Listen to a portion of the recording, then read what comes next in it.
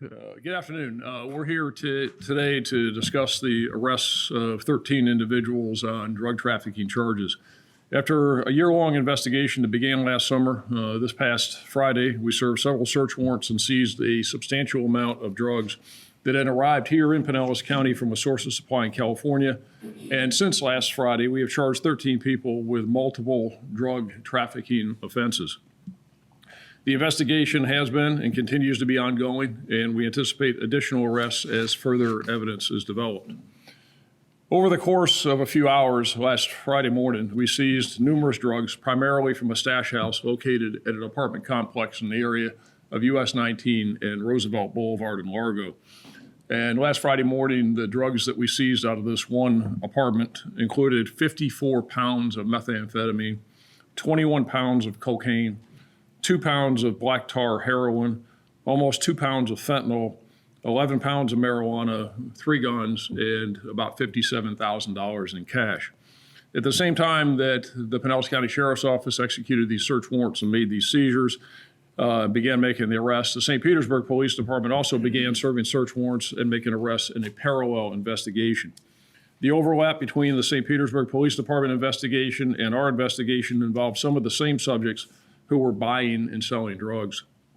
The St. Pete Police Department investigation also uncovered a substantial dogfighting ring, and Chief Holloway is here and he'll discuss their investigation in a moment.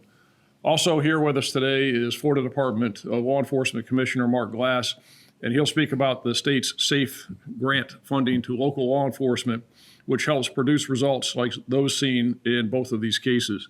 And we also had some arrests and some enforcement activity over in Tampa that FDLE agents assisted us with.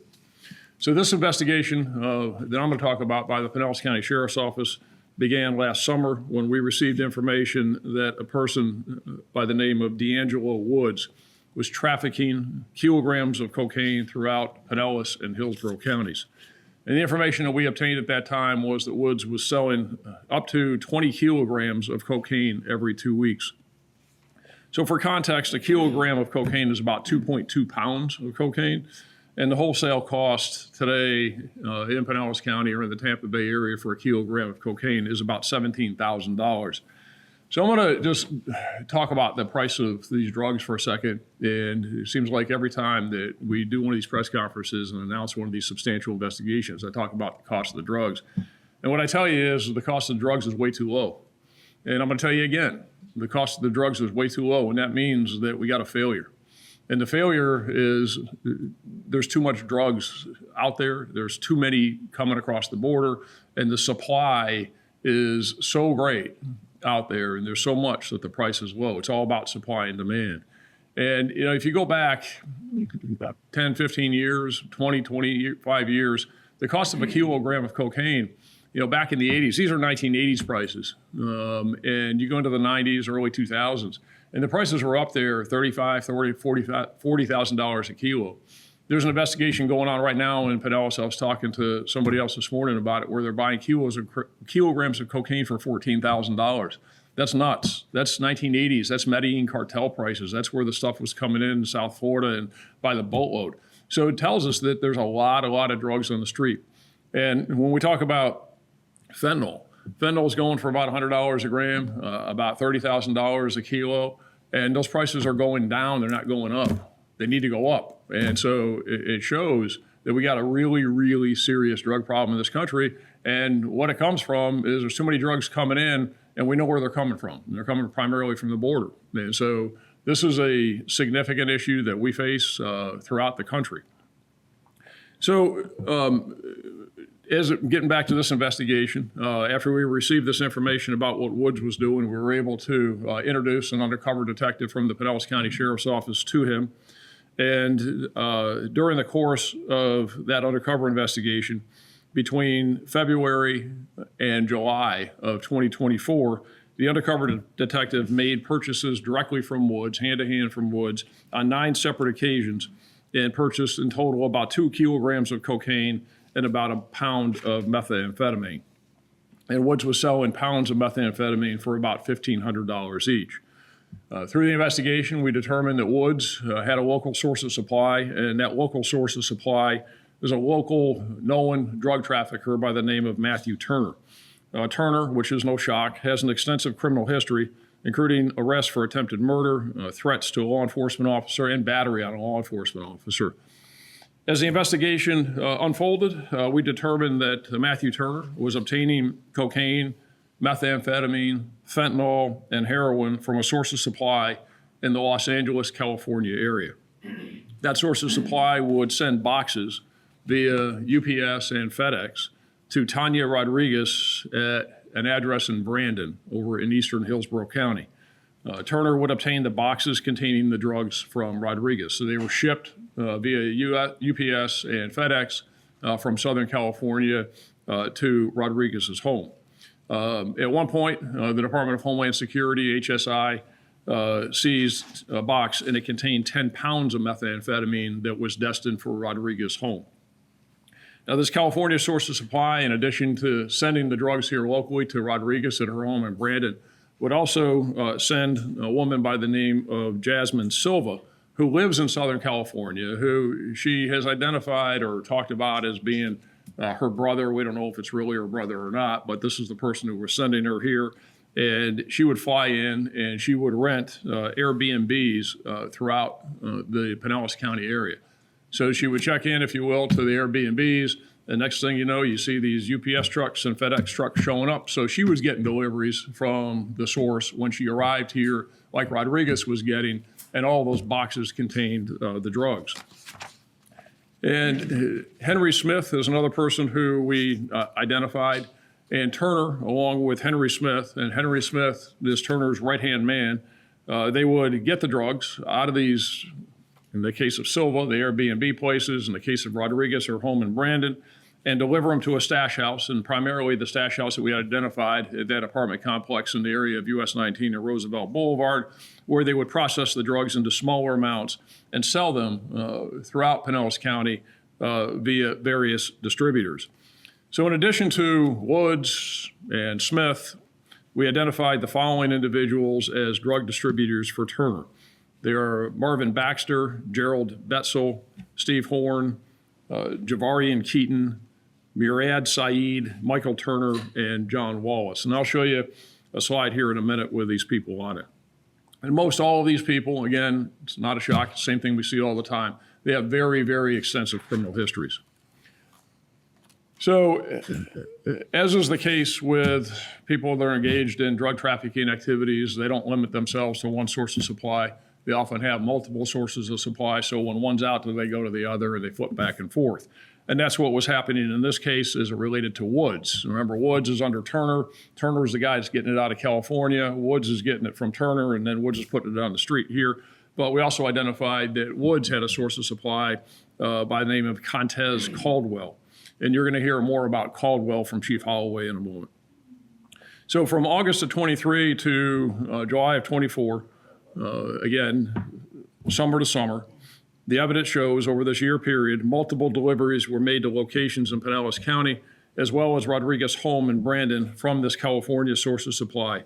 And that this Pinellas County-based drug trafficking organization obtained and distributed here in Pinellas County about 220 kilograms of cocaine, 660 pounds of methamphetamine, 25 kilograms of fentanyl, 5.5 kilograms of black tar heroin, and 14 kilograms of MDMA. So to put some numbers to that, it's about $3.7 million worth of cocaine wholesale. That's at the kilo level. That's not when they take it and they cut it and they ounce it out and they gram it out and they put it in 8 balls and they're distributing it out there. And about $750,000 worth of fentanyl. And I don't have to tell you, I think everybody's well familiar now with how deadly fentanyl is. And when you're talking about that amount of fentanyl getting on the streets of Pinellas County, it's staggering. And as I said, with the prices being down and the amount of drugs that are out there, it should give everybody a lot of pause and a lot of concern. I want to show you some photos now, and we can go through these before I turn it over to Chief Holloway. Go ahead and these are the people, and we'll give you all copies of this for the media. These are the people that were part of the investigation who were arrested. These are photographs of the kilograms of cocaine that we seized from that stash house at US 19 in East Bay last Friday morning. Go ahead to the next one. This is photographs of the pounds of methamphetamine. So what we saw last Thursday night into Friday morning, we saw Rodriguez. She left her house over there in Brandon, and she came over here to the Airbnb where Silva was staying. It's just to the west of us over here in Largo. And you can see that box up there in the upper right-hand corner. And they got a little, as we would call it, hanked up. They got a little suspicious. They thought we might have been on to them, but nonetheless, they had all these drugs and they were trying to get it out on the street. So Rodriguez, getting kind of cautious, is that we got her going to a store over in Brandon, and she brought wrapping paper for a kid's birthday. And so she took the box that she received earlier in the day to her house, and she wrapped it in that wrapping paper and took a Uber from her house over to this Airbnb and delivered it to Silva. And then that's when somebody went over and picked it up. So they were going to some pretty great lengths here. This came out of the boxes. You can see the pry bar that's there because they had the wooden boxes and it had a lot of wax and all kinds of other material in it. And then all those, when they were shipping FedEx and UPS, they were double crated in there and they were double boxed as they were shipping it. So we had to pry those boxes open. Go ahead to the next one. Again, just pictures of more of the drugs, the fentanyl and the meth. Go ahead. And we also seized 3 guns, as you can see here, an AR-15 and a couple handguns that were taken out of the stash house. The stash house had a lot of what we call cutting material, which would expand the drugs. And you take those kilos and then they turn them into smaller amounts and ounces and grams. It had a lot of processing material in there so that they could also, if they wanted to, and they would look like they were kind of rewrapping the kilos because that's how they make more money because they put additives or cut into the drugs to extend them out. So go ahead. I think that's good. These pictures here are of some of the main players. This is Matthew Turner. Again, as I said, he has an extensive criminal history. You can see what's there. We have a list here of all of the charges that these people were charged with. This is the plethora, and they're charged with everything from armed trafficking all the way down to use of a communication device, but all of them are charged with multiple counts. Go ahead. Yep. And this is Henry Smith. Again, that's Matthew Turner's right-hand man. He was primarily responsible for managing the distribution to the lower level people. Go ahead. And that's Tanya Rodriguez. She's the one that was living over in Brandon. She's the one that would receive the shipments from the Source and Supply in California via UPS and FedEx. And then Smith and or Turner would pick up the drugs from her, take them to the stash house. And then the last photo here is of Silva. And she, again, lived, now she's living at the Pinellas County Jail, but she lived in Southern California in Los Angeles. And she would fly in here, rent the Airbnb, get the drugs, give them to Smith and Turner, pick up money, and take it back to Southern California. So to do these types of cases, it takes a team effort, a lot of people that are involved in making these cases successful. And I also want to recognize the partnership with the Florida Department of Law Enforcement, the St. Pete Police Department, but also the State Attorney's Office. And State Attorney Bruce Bartlett and his team were instrumental in us being able to get search warrants and all kinds of other court orders we needed, and particularly Chris Billings and Eric Lipton, who are assistant state attorneys. And they were out there with us all night throughout this investigation and were instrumental in bringing these cases to a successful conclusion. So it really is a big team effort. We got a lot of drugs off the street, a lot of bad guys off the street. And as you can see from these charges, they're looking at significant minimum mandatory sentences. And hopefully for a lot of them, they'll go away for not their lives, a substantial portion of it, and get them off the street. But we got to figure something out because as these prices show, there's a lot of drugs out there. There's a lot of people selling dope. So I'm going to turn it over to Chief Holloway, and then you'll hear from Commissioner Glass.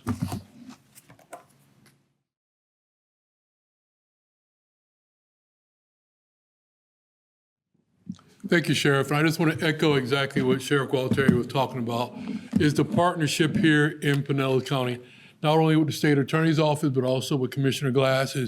Word I want to say before we get started is, you want to bring your drugs to Pinellas County, you want to sell here, it's just a matter of time, and we got time on our side. And what I mean by that is, we may not get you today, we may not get you tomorrow, but sooner or later, we're going to come knocking on your door, or we're going to flashbang your door, and we're going to take you out of Pinellas County because we do not want that in our area.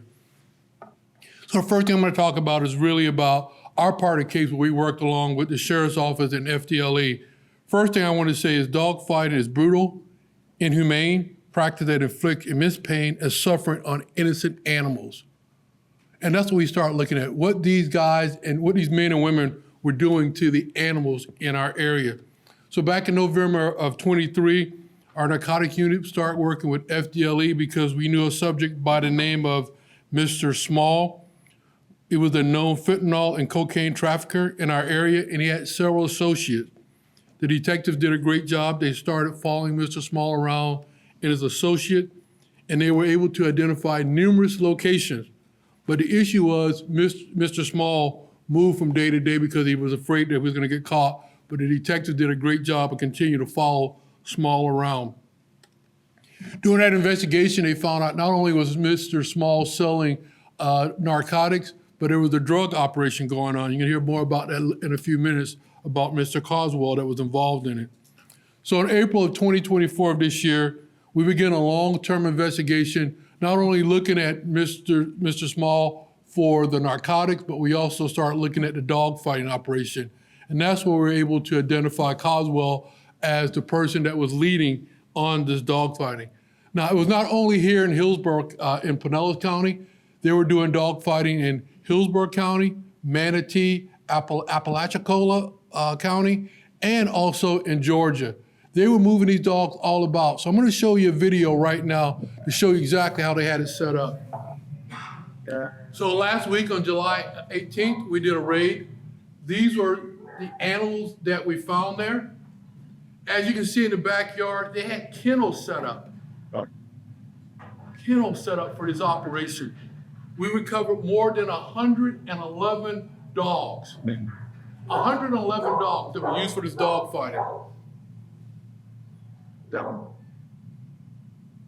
The apparatus you see there, that was the apparatus they used for breeding the dogs. The other apparatus you see are treadmills where they would train the dogs so the dogs would have long run and be able to fight for a long period of time. I want you to take a look at this picture. I want you to remember this picture right here. This is what a dog looked like in 2023, and look at this dog right now.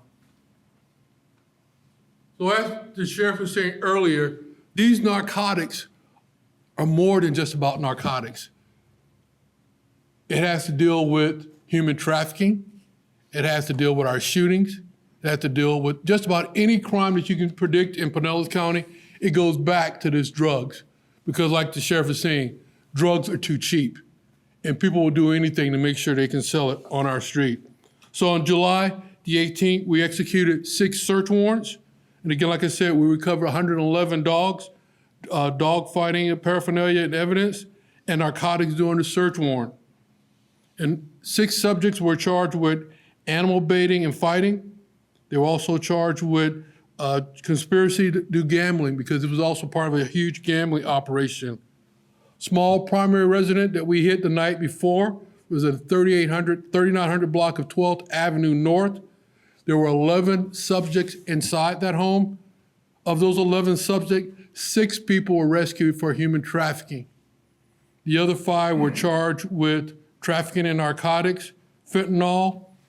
And what happened was when we hit the house, we found some narcotics in the home. And then as we continued to do our search, what they did was they buried the fentanyl and the cocaine in the backyard. And we were able to recover the narcotics from there. And you can see that list over there. The partnership is great here in Pinellas County, and I only can speak for Pinellas County. And like I said earlier, you want to come in our city or our county and deal, we're going to get you. Like I said, maybe not today. And like the sheriff said, it's cheap. So we got to put more officers out there, so detectives out there, so we can do this job. Because we're going to try our best to eradicate this problem out of our area. And in reference to the dogs, those are voiceless. Those detectives did a great job because just think we were at 111 dogs that were being killed or being mutilated every day because they were using that money from fentanyl to do dog fighting, to do human trafficking. Anything you want to name, you can name it to that. And part of the reason why we're able to do this is thanks to Commissioner Glass and FDLE for Operation Safe Grant, because we can afford to do that. And through his organization, we were able to do grant funding where we're able to pay our detectives and also be able to pay to purchase narcotics. So with that, Commissioner Glass.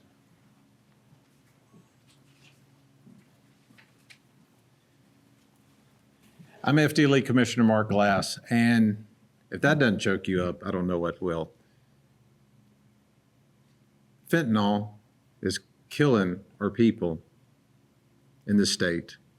And I'm honored to be on stage here with Chief Holloway and Sheriff Gualtieri, with the fine leadership you have here in Pinellas County and the partnership we have. As you see here, we got the 3 SEALs here. That's happening all across our state, primarily because of the SAFE grant. It's probably one of the best criminal justice tools that we've had in a long time. And I want to thank Governor Ron DeSantis for the statewide assistance in fentanyl eradication and the lawmakers who provided support in this great, great program. Like he said, we're able to provide investigative techniques, equipment, overtime, where normally one agency, they would be tapped out early, and you just would have to take the low-hanging fruit on the bust. No more. For Governor DeSantis, our cabinet, and our legislators, they are protecting your community. And we are protecting your community together. And you have strong leadership here in this county. And I want to say, great work, your officers, great work for your deputies and our agents jumping in, and the analysts that are tirelessly working all night long to ensure that they can track down these horrific people that do these things. And when we do these type of investigations, it's just not one thing that we do. It's this drug that's coming in, and we know it's here. You heard the numbers. I mean, it's cheap. I mean, supply and demand, right? So, but it lead to other criminal activities, such you're seeing here with the dogs, dog fighting. I mean, that's just inhumane. It gets down to the brass tacks of it. It's inhumane. But when you are pushing this type of narcotic around, such as fentanyl, lacing it with all the other drugs they got in this bust, I'm just going to give you a number. And I was here with Attorney General not too long ago. 7 to 9 grains of salt. Pull them out on your table at your house. Get your magnifying glass and a sharp knife and kind of separate 7 to 9. That's what kills you. So when he's talking about the weight they're pushing here, think about how many individuals that kills. We talked about Airbnb. They're using Airbnbs that you would use to go visit family, go do things, right? Do you want that remnant laying around in the Airbnb? No, you don't. We had that happen last year with a young baby crawling around on the floor. And 7 to 9 grams touching the skin and getting ingested into that child lost his life to fentanyl. Ladies and gentlemen, fentanyl is here. And these great men and women that work in law enforcement community and our other entities that help, such as resources to take down extensive criminal organizations, such as the task forces you have in this area, which is one of the human trafficking strike teams that come into play, providing services to the chief and the sheriff when they need it for these victims and these other things that happen, and working with the Attorney General's office in the strike teams has been amazing. But let's not be kidding ourselves. This is something we all as a community, it affects. It's just not one segment of the community. It's just not somebody on the other side of the tracks. It's affecting you. You heard where the sheriff said they were doing buys at, or where they were doing the sales and they were doing the transport. Do you ride an Uber? I do sometimes. So you see how the movement is happening. It will affect everything about us as a community. And we would be remiss as citizens if we do not try to do something to help stop this problem in our community. And again, I want to say the lawmakers and Governor DeSantis and the cabinet are truly, truly working for law enforcement community. They want to see this stuff stopped. And I'm honored to be here with these great leaders here that you have in your county. And I will support you, Sheriff and Chief, and all the other chiefs here in this Pinellas County. If we got it, and I know we got more cases running, so I just want to say there's more to come, more to follow, and you'll see that all across the state this remaining year. So thank you. Sheriff? All right, so if anybody has any questions for me or Chief Holloway or Commissioner Glass, we're happy to take them. Yeah. Drugs trade, but when you say the price is too low right now, it means to me that either the demand is low or the supply is too high, and that, so our drug cartels are producing too much drugs, and how is that Yeah, the going supply. out into the local sales market? Yeah, so the supply is too high. It means there's too much, the demand is high, but the supply is even higher, okay, and greater. So there's so much of it out there. And, it's just like anything else. When you see the price go up, it means that it is scarce or scarcer and it's harder to get and there's much more competition out there for it. But you're just seeing floods of it. And it is, we're talking today about kilograms of cocaine, the way we used to talk about ounces. And again, think about it. It's about 35 ounces in a kilo, 2.2 pounds in a kilo, however you want to convert the metric to U.S. But it's a lot of drugs. And so as we're doing these investigations, well, we used to see people talking about you can get an ounce of cocaine for $1,500 or something, and you get a couple of those. That's a good case. Today, it's all about kilos. So it shows how the weights are up. And really, what it comes down to as well is it comes down to supply, but it also, the other part of that equation we're talking about is demand. And why is there so much demand? And there's so much demand because there's so much addiction. And that's a whole other part of the discussion is you have so many people out there and, they're hurting. People with co-occurring disorders of behavioral health, mental health, addiction. Substance abuse and those co-occurring disorders because people are wanting it, and especially with fentanyl. And the reason why we've talked about this so many times, the reason why fentanyl is in such demand is because it's cheap and it's a very, very good, clean high. And so people want it. And that's why there's a demand for it. But there's so much of it.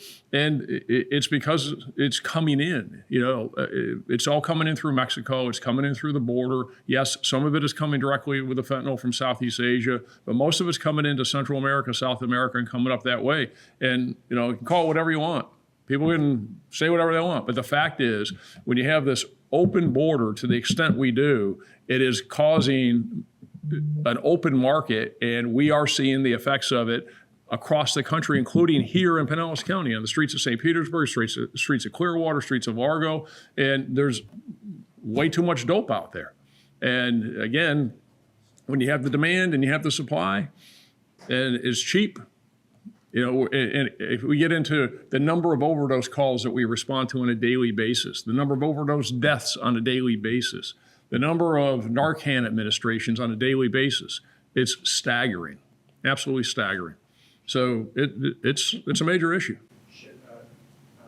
Sheriff, when it comes to the size of these arrests, there's so many of them. Do you expect that there will be, over the next couple of weeks and months, a decrease in the amount of illegal activity and other drugs that are going on? In other words, how much of the market were these people responsible for?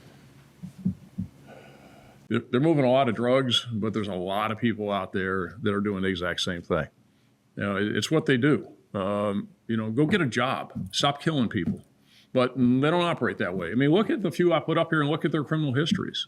These are people that, they're bad guys. They're criminals. They've been doing this. This is what they do. So we put them away and they get 15-year minimum mandatories, 20-year minimum mandatories, 25-year, and way too many times, even with that, they get out and they go right back to it again. So, it really is a cycle. And as far as, I wish I could tell you that as a result of this, you're going to see the price of cocaine, fentanyl, heroin go up. You're not. Because this is really just it's a good case. They're great cases. And as Commissioner Glass said, we got a lot of them going on. But, since the last time we were here and we had one like this as a result of a multi-agency and substantial investigation, the price then of fentanyl was more than it is today.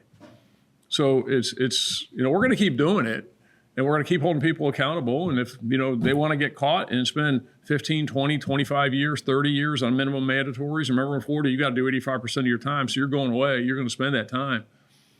And we're going to put you away. But to answer your question, is a lot of people out there doing it. This isn't going to change the market. Sheriff, I've been doing this for a long time, and it seems to me that this is one of the larger busts that I can recall in recent time, and yet you're saying that it's just part of the game. It's substantial. There's no question about it, but there's a lot of it out there and a lot of people doing it. Chief, I just wanted to ask about the dog fighting. Who was participating in this? Were they getting people from the community in, or was it just amongst the people you arrested? How did this all work? So that's a great question. Let me add on one thing to the sheriff. I want to add on what you asked about. The men and women you see here in this room is getting crazy. That's the best way of putting it. The sheriff and I both have a lot of years on. And this is the first time I can tell you, in over 36 years, we executed 20 search warrants in one day. 20. You've been to our press conference. He does one, I do two. 20 in one day. This dog fighting ring, it was everywhere. I told you the 4 counties that we're aware of. It wasn't just the people that were selling drugs. You know, talking to our experts here, it costs you $200 to go watch a dog fight. That's what you pay to go see this dog fight. They set up a meeting. We're going to have it today in Hillsborough County. Bring your dog there. The fight takes place. You saw what happened to that beautiful puppy for 1 year. Then they throw that puppy away and get another dog. So this fentanyl, this drug thing, it affects everything because they're training dogs because they're making money off the drugs, and then they're going out and getting involved in other stuff. So it's not just the people we got up on this board for arrest, it's people out there in the community. There are wealthy people that are paying to go watch these dog fights. Being done in people's backyards and all over the parks. The dogs were in the backyards of these homes, but they can say, meet me at Park B tomorrow. Bring your dog, and that's where it's going to happen. I guess I don't understand the connection here between the drug bust and the dog ring. What is the commonality of the thread? Fentanyl. They were selling the drugs, and then they're using the drugs to buy the dogs, to raise the dogs, to make more money off of it. So my team's doing something, his team doing something, and it comes all the way back into the fentanyl. We talked about Caldwell. He was doing both. He actually ran the dog fighting ring, but he was also distributing narcotics. The people that were working for him were selling drugs and doing dog fighting. Were people who were attending these events, and I hate to use that word, but were people who were going to these dog fights, were they then drug users as well? Was that what was, So a couple of ways the dog fighting can happen. You and I can do it over money. We can do it over cocaine. We can do it over fentanyl. It's whatever you're willing to pay. So you bring your dog, I bring my dog. Okay, our 2 dogs go at it. So the price of that match is maybe a pound of cocaine. Chief, for the 111 dogs, what's next for them? Are they going to be up for adoption? Are they being released at the moment? So we got a great partner here. What's going to happen is they'll be up for adoption. Some of our detectives want to adopt these dogs.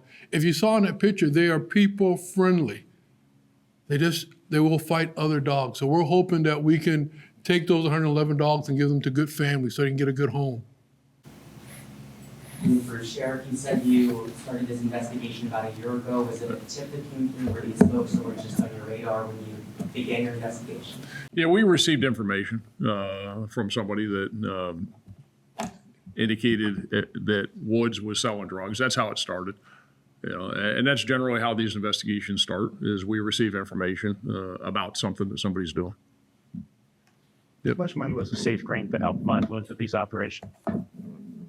Well, Commissioner, I think the amount statewide is about $20 million is available. Now, how much, Commissioner Glass can speak to it. How about, there's hundreds of thousands. So the first year that the governor put this in action, it was $25 million. And it didn't really get started off till, that was authorized in July of last year. Yeah. So a year ago. So that was July of last year. But it didn't really start kicking off in the cases until about October.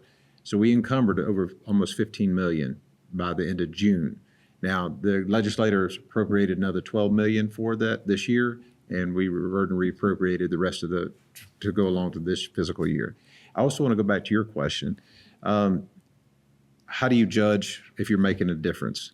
If you look at my press conference with Attorney General on the medical examiner's report, if you look at the 6-month death rate of people died of fentanyl in 2021 to 22, and then you look at it compared to 2022-23, same 6 months, that was 550 people less died. So there was only 2,500 people, I'm saying that only, 2,500 people, primary cause of death was fentanyl, primary.